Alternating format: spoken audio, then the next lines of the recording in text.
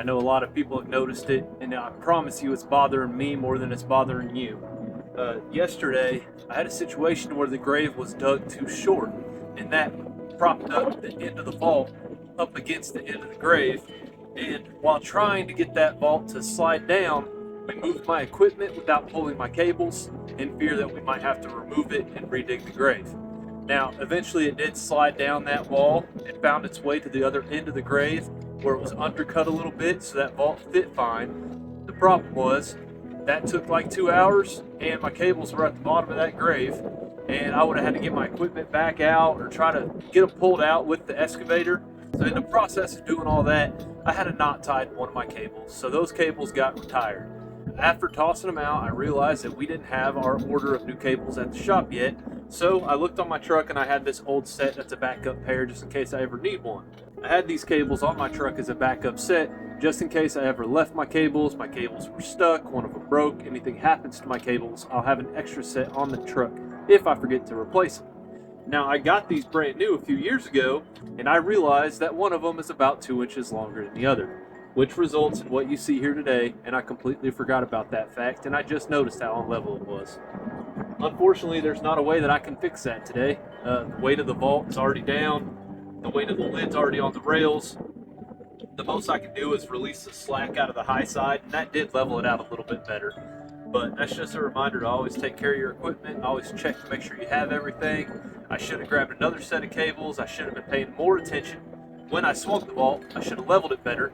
I was more concerned with this Ovation lid and how cockeyed the vault was on top of the platform because of the way I came in with the vault earlier.